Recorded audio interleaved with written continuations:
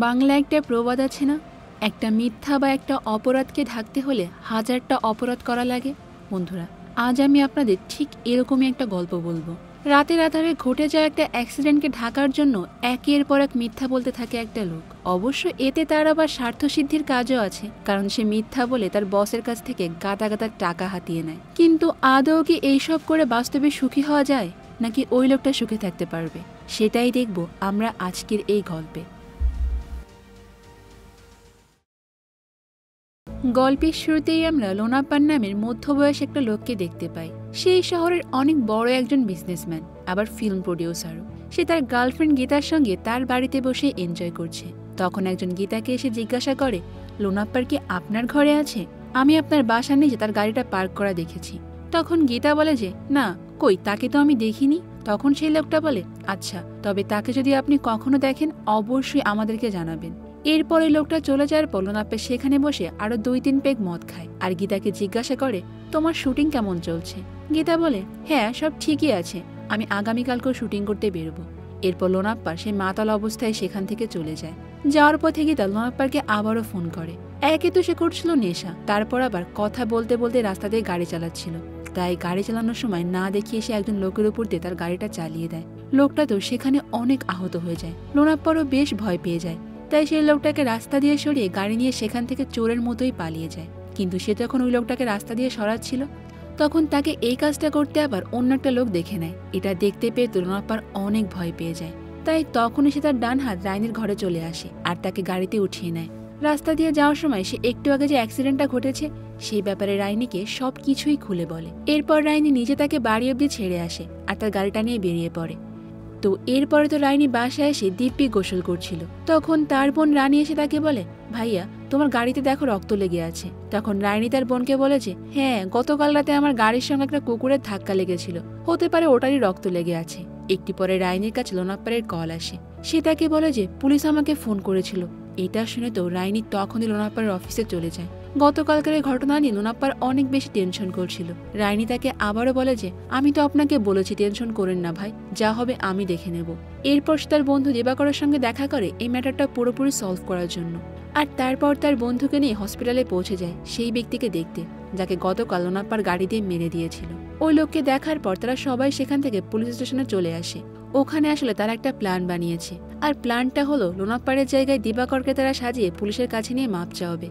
তাহলে তার উপর থেকে সন্দেহ পুরোপুরি দূর হয়ে যাবে। তখন সেখানে রাইনি পুলিশের কাছে দিবাকরকে দোষী করে এই ম্যাটারটা সলভ করার চেষ্টা করে, কিন্তু পুলিশের তার একটা কথাও বিশ্বাস হয় না। তাই সে উল্টো রাইনিকে ধমক দিয়ে থানা থেকেই বের করে দেয়। এরপর রাইনি, জুজু আর দিবাকর 3 জন মিলে একটা হোটেলের মিটিংয়ে বসে। তারা ওখানে একটা উকিলের সঙ্গে দেখা করে, যার নাম অ্যাডভোকেট পল, যাকে রানী টাকা খাইয়ে এই কেসটা পুরোপুরি সলভ করার কথা বলে। এরপর তারা সবাই মিলে সেই পুলিশ অফিসারের বাড়িতে গিয়ে হাজির হয়। এখানে বসে তাদের টাকার ভাগ বাটোয়ারা হয়, অর্থাৎ রাইনি সবাইকে, মানে উকিলকে, পুলিশ অফিসারকে, এমনকি অ্যাম্বুলেন্স চালকেও টাকা দিয়ে কিনে নেয়। আর টাকা পেয়ে যাবার পর উকিল এবং সেই পুলিশ অফিসার বলে যে, সমস্যা নেই, এই কেসটা আমরা এখনই ডিসমিস করে দেব। মানে টাকার কাছে আজকে সবাই বিক্রি হয়, তাই না? এরপর তারা ওখান থেকে সোজা হোটেলে ফিরে আসে। আর সেখানে আসার পর জানতে পারে যে দিবাকর সেই হোটেল থেকে আগে চেক আউট করে বেরিয়ে গিয়েছে। তো এরপরে আমরা আবার লোনাপ্পারকে দেখতে পাই। একজন সিকিউরিটি গার্ড তার কাছে এসে বলে, দিবাকর নামের একটা লোক মদ খেয়ে মাতলামি করতে করতে গাড়ি নিয়ে আপনার ঘরের মধ্যেই চলে এসেছিল, আর এসেই আপনার নাম ধরে চিল্লায় ডাকছিল আর বারবার বলছিল আপনার সঙ্গে দেখা করবে। এটা শুনে লোনাপ্পার খুবই রাগ হয়ে যায়। সে তখনই সালাউদ্দিন নামের এক লোক একটা সিক্রেট জায়গায় দেখা করতে বলে। তারপর সে দিবাকরকে ভুলিয়ে ভালিয়ে গাড়িতে করে জঙ্গলের দিকে নিয়ে যেতে শুরু করে। রাস্তা দিয়ে যাওয়ার সময় দিবাকর তাকে বলে যে, তুমি আমার সঙ্গে ফ্রড করেছো, তুমি আমাকে টাকা দিয়ে এই কেসে ফাঁসাতে যাচ্ছ, তাই না? এটা শুনে লোনাপ্পার তখনই গাড়িটা থামিয়ে দেয়, আর একটু আগে সে তার লোকজনদেরকে ডেকেছিল তাদের কাছে দিবাকরকে দিয়ে দেয়। এরপরে দৃশ্য পরিবর্তন হলে আমরা রাইনিকে দেখতে পাই, যে উকিল পলকে বলে যে দিবাকরকে সরিয়ে দেওয়া হয়েছে। এরপরে সে উকিলকে অতীতের কিছু কাহিনী খুলে বলে। আসলে লোনাপ্পারের কথাতে সে দিবাকরকে অনেকদিন ধরে আটকে রেখেছিল, কিন্তু দিবাকর তো অনেক শক্তিশালী প্লাস চালাকও ছিল। তাই সে ওখানকার মানুষদেরকে মেরে পালিয়ে আসে।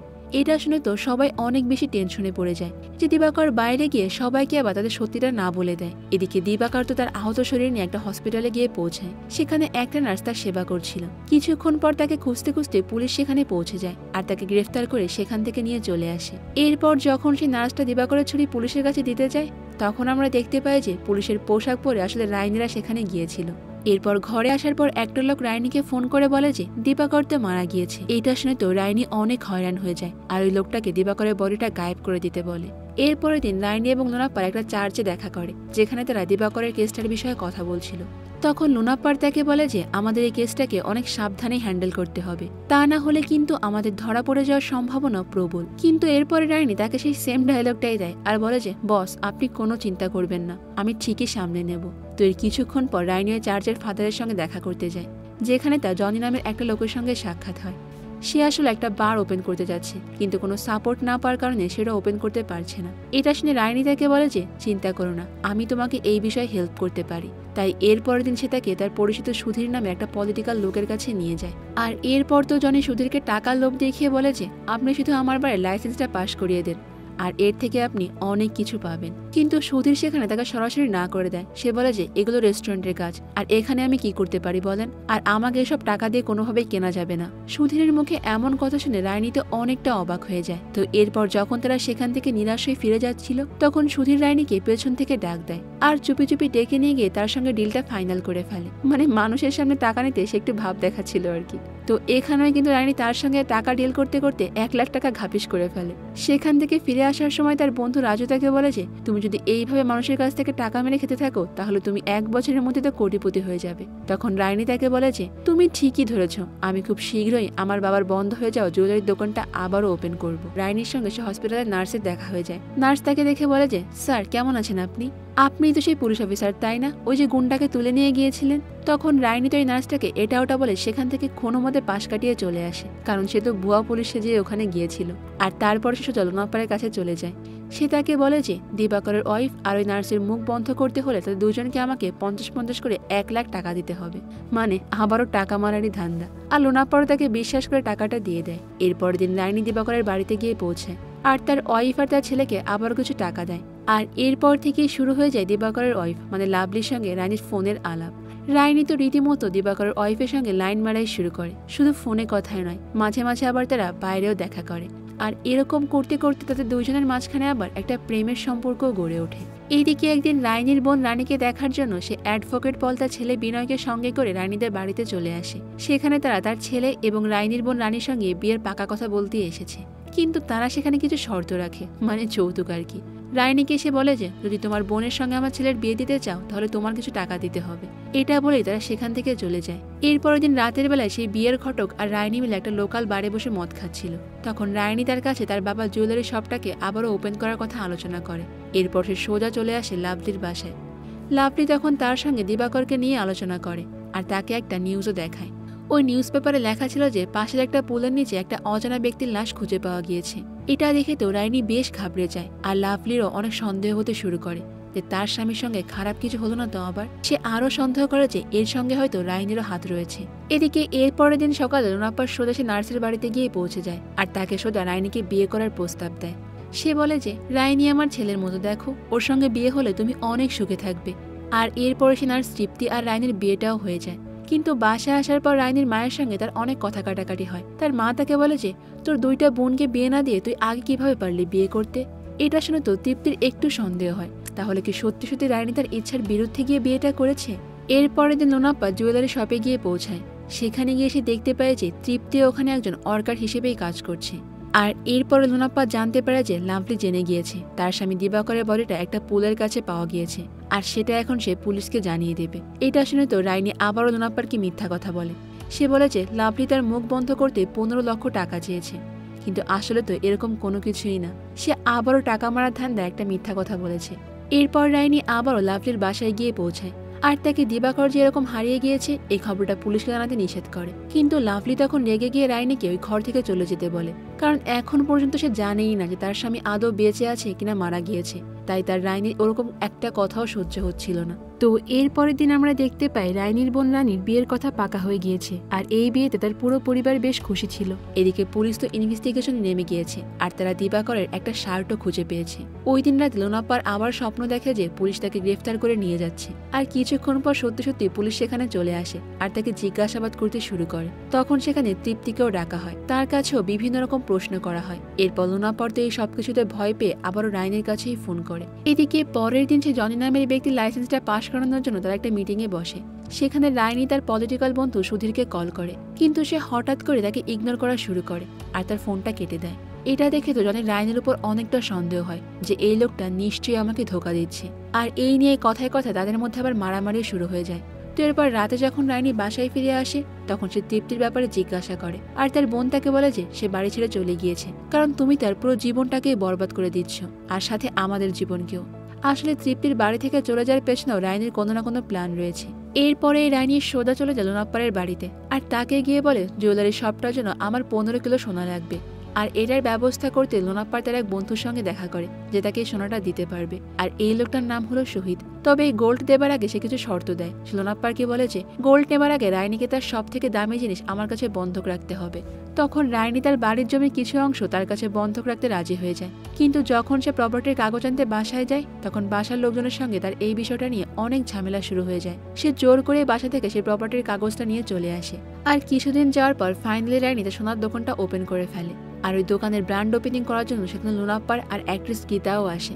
এদিকে বিনয় তার পরিবারকে নিয়ে অন্য একটা মেয়েকে দেখতে যায়, আর সেই খবরটা আবার ঘটক এসে রাইনিকে দিয়ে দেয়। সে রাইনিকে বলে যে যদি তুমি তোমার বোনকে বিনয়ের সঙ্গে বিয়ে দিতে চাও তাহলে তার শর্তগুলো পূরণ করতে হবে। এরপরের দিন রাইনি তৃপ্তির সঙ্গে দেখা করতে তাকে একটা চার্চে ডেকে নেয়, আর সেখানে তার মা বাবাও ছিল। সে সবার সামনে বলে যে আমার বিজনেস বাঁচানোর জন্য আমার 50 লাখ টাকা দরকার, যদি আপনারা আপনাদের ঘরটা আমার নামে লিখে দেন তাহলে আমি তৃপ্তিকে আবার আমার বাড়িতে ফিরিয়ে নিয়ে যাব। এটা শুনে তো তৃপ্তির অনেক রাগ হয়ে যায়, আর সে তখন তার মা বাবাকে সঙ্গে করে নিয়ে ওখান থেকে চলে যায়। বাইরে যাওয়ার পর তৃপ্তি তাকে বলে যে তোমার মতো তার ছোট মন মানসিকতার আর লোভী মানুষ আমি আমার জীবনে আর একটাও দেখিনি। তুমি টাকার জন্য আসলে যে কোনো পর্যায়ে নেমে যেতে পারো, তাই না? ছি। আর এটা বলে তৃপ্তি সেখান থেকে চলে যায়। এরপর আমরা আবার রাইনিকে জিমি দেখতে পাই, আর সেখানে ঘটক এসে তাকে বলে যে তোমার জন্য আমি অনেক সুন্দর একটা বিয়ের প্রস্তাব নিয়ে এসেছি। এই মেয়েটা বেশ বড়লোক আর তার কাছে অনেক সম্পত্তিও আছে। তুমি যদি তাকে বিয়ে করো তাহলে তার সব সম্পত্তি তোমার হয়ে যাবে, আর যা দিয়ে তুমি তোমার বিজনেসটাকে অনেক ভালোভাবে কন্টিনিউ করতে পারবে। ঘটক তখন তাকে আরো বলে যে তবে এখানে কিন্তু একটা সমস্যা আছে, ওই মেয়েটার আগে বিয়ে হয়েছিল এবং তার একটা ছেলেও আছে। প্রথমে তো রানী এই বিষয়টা খুব একটা গুরুত্ব দিচ্ছিল না, কিন্তু সে তো লোভী মানুষ, তাই টাকার কথা চিন্তা করে সে ওখানে যাওয়ার জন্য রাজি হয়ে যায়। ওখানে যাওয়ার পর সে যখনই মেয়েকে দেখতে পায় তার চেহারা দেখে তো সে পুরোপুরি ফিদা হয়ে যায়, আর তার সামনে বসে সে নিজের অনেক প্রশংসা করতে শুরু করে, মানে নিজের ঢোল নিজেই পেটাতে শুরু করে। সে বলে যে আমি অনেক ধনী ব্যক্তি, আমার প্রচুর পরিমাণ বিজনেস রয়েছে। আর এরপর থেকে শুরু হয়ে যায় তাদের দুজনের মধ্যে আবার প্রেমালাপ। এরপরের দিনে আমরা দেখতে পাই বিনয় আর অনিতা, মানে বিনয় তার হবু বউকে নিয়ে জুয়েলারি কেনার জন্য রাইনির দোকানেই যায়। সেখানে রাইনির বন্ধু দ্রুত অনিতাকে অনেক গোল্ড দেখানোর ভান করে তার সঙ্গে লাইন মারতে শুরু করে, আর এখান থেকে আমরা জানতে পারি যে অনিতার আগে থেকে দুজনের সঙ্গে সম্পর্ক রয়েছে। এরপরে আমরা হসপিটালের দৃশ্য দেখতে পাই যেখানে অনিতার বাবার হঠাৎ করে হার্ট অ্যাটাক হয়ে যায়। সেখানে ওই ঘটক একটা লোকের কাছ থেকে এইসব বিষয় জানতে চাইলে সে তাকে বলে যে আজকে তার মেয়ে অনিতার বিয়ে ছিল, কিন্তু সে তার প্রেমিকের সঙ্গে সব সোনা গহনা নিয়ে ভেগে গিয়েছে, আর এই শোক সহ্য করতে না পেরে তার বাবা হার্ট অ্যাটাক করেছে। তো এরপরে দৃশ্য পরিবর্তন হলে আমরা রাইনিকে দেখতে পাই। সে উকিল পলের ঘরে গিয়ে তাকে মারা শুরু করে, কারণ রাইনির মনে হচ্ছিল যে পল তাকে ধোকা দিচ্ছে। সে উকিলকে তার গাড়িতে উঠে নিয়ে তার দোকানের সামনে চলে আসে, কিন্তু ওখানে আসার পর সে জুজুকে আর দেখতে পায় না। তখন একটা পুলিশ অফিসার তাকে একটা চিঠি দেয় যেটা জুজুই তার জন্য লিখেছিল। ওই চিঠিতে সে লিখেছিল যে আমি এবং অনিতা একে অপরকে অনেক ভালোবাসি, আর আমরা খুব তাড়াতাড়ি বিয়ে করতে যাচ্ছি। এই কারণে আমি কিছু সোনা লকার থেকে তুলে নিয়েছি, কিছুদিন পর আমি তোমার এই সোনাগুলোকে ফেরত দিয়ে দেবো, পারলে আমাকে ক্ষমা করে দিও। নিজের কাছের বন্ধুর কাছ থেকে এরকম ধোকা পেয়ে রাইনি তো পায়ের নিচ থেকে মাটিই সরে যায়। সে তো চিন্তায় পড়ে যায় যে সে এবার এই ক্ষতি কিভাবে পূরণ করবে। তাকে সাহায্য করার জন্য লোনাপ্পাড় আবারও তার বন্ধু শহীদকে ফোন করে আর রাইনিকে সাহায্যের জন্য অনুরোধ করে। শহীদ তখন তাকে বলে যে আমি তো অলরেডি অনেক সোনা রাইনিকে দিয়ে দিয়েছি, তার দাম বেড়ে এখন 1.5 কোটি টাকা হয়ে গিয়েছে, আর সময় মতো যদি সে আমাকে টাকাটা পরিশোধ করতে না পারে তাহলে কিন্তু আমি দোকানে সব সোনা নিয়ে নেব। এটা শুনে তো রাইনি বেশ ঘাবড়ে যায়, আর এদিকে লোনাপ্পাড়ও মোটামুটি বুঝতে পেরে যায় যে রাইনি তার কাছ থেকে কিভাবে টাকা মেরেছে, আর তার লোনাপ্পাড়ও তখন রাইনিকে অ্যাভয়েড করতে শুরু করে। আর এটা দেখতে পেয়ে তো রাইনি তার আসল রূপটা লোনাপ্পাড়কে দেখিয়েই দেয়। সে তাকে বলে যে যদি আমি পথের ফকির হয়ে যাই তাহলে কিন্তু আমি তোমার সত্যটাও সবার সামনে নিয়ে আসবো, আর এটা বলেই সে ওখান থেকে চলে যায়। এরপরের দিন আমরা এক পুলিশ অফিসারকে দেখতে পাই যে জুজুর সঙ্গে দেখা করতে অনেক চুপি চুপি তার বাসায় আসে। ঘরে আসার পর সে জুজুর সঙ্গে তার ছোটবেলার কিছু কাহিনী শেয়ার করে, আর একটু পর সে ওখান থেকে চলে যায়। বাইরে আসার পর পুলিশ অফিসার সরাসরি রাইনিকে ফোন করে আর তাকে বলে যে জুজু কোথায় আছে সেটা আমি জেনে গিয়েছি, রাত 10টার সময় আমরা তার ঘরে গিয়ে সে সোনাগুলো উদ্ধার করে ওখান থেকে নিয়ে আসবো। তাই প্ল্যান মোতাবেক তারা ঠিক রাত 10টায় সেখানে গিয়ে পৌঁছায়। কিন্তু জুজুর ঘরে আসার পর দেখতে পায় যে জুজুর অবস্থা অনেক কাহিল। তখন রানী তাকে জিজ্ঞাসা করে যে এরকম কিভাবে হলো। জুজু তখন তাকে বলে যে 4-5 জন পুলিশ অফিসার আমার ঘরে এসে আমাকে এইভাবে মেরে সব সোনাগুলো নিয়ে গিয়েছে। তখন রানী আবার সেই পুলিশ অফিসারের উপর অনেক রেগে যায়, কারণ একটু আগে যারা পুলিশ সাথে এসেছিল তারা সবাই ছিল নকল। তাই সে তাকে বলে যে যত দ্রুত সম্ভব ওই নকল পুলিশ অফিসারদেরকে ধরে ফেলো আর সোনাগুলোকে উদ্ধার করো। এরপর রানী সেখান থেকে বেরিয়ে গিয়ে ওই 4 জন লোকের সঙ্গে দেখা করে, আর এই 4 জন ছিল সেই নকল পুলিশ অফিসার যারা একটু আগে জুজুর বাড়িতে গিয়ে সোনাগুলোকে নিয়ে এসেছিল। আর এখান থেকে কিন্তু আমরা বুঝতে পারি এই সম্পূর্ণ প্ল্যানটা আসলে রাইনিরই ছিল। এরপর যখন রাইনি সেখান থেকে সোনা নিয়ে ব্যাক করছিল তখন তার কাছে যে পুলিশ অফিসারের কল আসে। সেই পুলিশ অফিসার তাকে বলে যে তুমি আমার সঙ্গে 2 নম্বরে কাজ করে অনেক বড় ভুল করে ফেলেছো, এবার দেখো আমি তোমার সব সত্য কিভাবে সবার সামনেই ফাঁস করে দেই, আর খুব তাড়াতাড়ি তুমি লকআপে ঢুকতে চলেছো। তো রানী তো ওই পুলিশ অফিসারের সঙ্গে কথা বলতে বলতেই গাড়ি চালাচ্ছিল, তাই সে একটা ট্রাকের সামনেই চলে আসে আর কন্ট্রোল হারিয়ে একটা খাদের মধ্যে পড়ে যায়। এরপর এই দৃশ্য পরিবর্তন হলে আমরা লাভলিকে দেখতে পাই। তাকে একটা পুলিশ অফিসার ফোন করে বলে যে আপনার রিলেটিভ রাইনি নামের একজন হসপিটালে অ্যাডমিট হয়েছে। এটা শুনে তো লাভলি রং নাম্বার বলে ফোনটা কেটে দেয়। কিন্তু পরের দিন সকালবেলায় লাভলি রাইনিকে হসপিটালে দেখতে আসে। সে দেখতে পায় যে রাইনি একদম জখম অবস্থায় পড়ে আছে। এটা দেখে তো লাভলি অনেক ইমোশনাল হয়ে পড়ে। আর এরপরে কেটে যায় 10টা দিন। এই 10 দিন রাইনি হসপিটালেই ছিল। এখন রাইনির শরীর কিছুটা ভালো। তখন পুলিশ তাকে অ্যাক্সিডেন্টের ওখান থেকে একটা ব্যাগ দেয়, কিন্তু রাইনি যখন এই ব্যাগটা চেক করে তখন সেখানে সোনার জায়গায় মাত্র কিছু কাপড় দেখতে পায়। এটা দেখতে পেয়ে তো সে পুরোপুরি শকড হয়ে যায়। সে ভাবে যে তাহলে তার এতগুলো সোনা কোথায় গেল। এরপর রাইনিকে হসপিটাল থেকে ডিসচার্জ করে দেওয়া হয়। তারা যখন বাড়ির দিকে রওনা হয় তখন রাস্তা দিয়ে একটা ছেলের সঙ্গে তার দেখা হয়। এটাই ছিল সেই ছেলেটা যে রাইনিকে অ্যাক্সিডেন্টের দিন রাস্তার পাশে পড়ে থাকতে দেখেছিল। সেই আসলে পুলিশ এবং অ্যাম্বুলেন্সকে ফোন করে রাইনিকে হসপিটালে নিয়ে আসে। তাকে দেখে রাইনি মনে করে যে হয়তো এই ছেলেটা তার কাছ থেকে টাকা চাইতে এসেছে, কিন্তু ওই ছেলেটা তাকে এসে একটা ব্যাগ দেয়। আর যখন সেই ব্যাগটা খোলে তখন দেখতে পায় যে তার সব সোনাগুলো ওই ব্যাগের মধ্যেই আছে। আর এরপর ওই ছেলেটা আবার তাদের দুজনকে তার বাড়িতে নিয়ে আসে। বাড়িতে যাওয়ার পর রাইনি দেখতে পায় যে এই যে সেই মহিলা যার স্বামীকে লোনাপার গাড়ি দিয়ে মেরে দিয়েছিল। আর এরপর সে দেখতে পায় সেই লোকটা এখনো আহত অবস্থায় বিছনায় পড়ে আছে। এটা দেখে তো তার অনেক খারাপ লাগে, আর সে তার সমস্ত ভুলের জন্য অনেক অনুশোচনা করতে থাকে। এরপর সে তার পাপের প্রায়শ্চিত্ত করার জন্য ওই লোকটাকে একটা ভালো হসপিটালে অ্যাডমিট করায়। আর 3 মাস ধরে সে তার নিজের টাকা দিয়ে লোকটা ট্রিটমেন্ট করায়, যার কারণে লোকটা এখন কিছুটা সুস্থ হয়ে ওঠে। এরপরে কেটে যায় 6টা মাস, আর আমরা দেখতে পাই রানী আবারও সোনার দোকানটা ওপেন করেছে। আর লাভলিও এখন তার সঙ্গে মিলে ওই দোকানে কাজ করে। আর এই লাইফে এখন রানী বেশ খুশিই আছে। আর অন্যদিকে তার বোন রানীরও বিয়ে হয়ে গিয়েছে। এরপর সবশেষে রানী লাভলিকে বিয়ে করে ফেলে, আর তারা পুরো পরিবার মিলে বেশ হাসি খুশিতে দিন কাটাতে শুরু করে। আর এরকমই একটা হ্যাপি এন্ডিং এর মাধ্যমে আমাদের আজকের এই গল্পটা এখানেই শেষ হয়ে যায়। আসলে অন্যের টাকা মেরে খুব বেশি দিন ভালো থাকা যায় না। নিজে যদি সৎ পথে 2 টাকা উপার্জন করা যায় তাতে রয়েছে অসীম শান্তি, তাই না?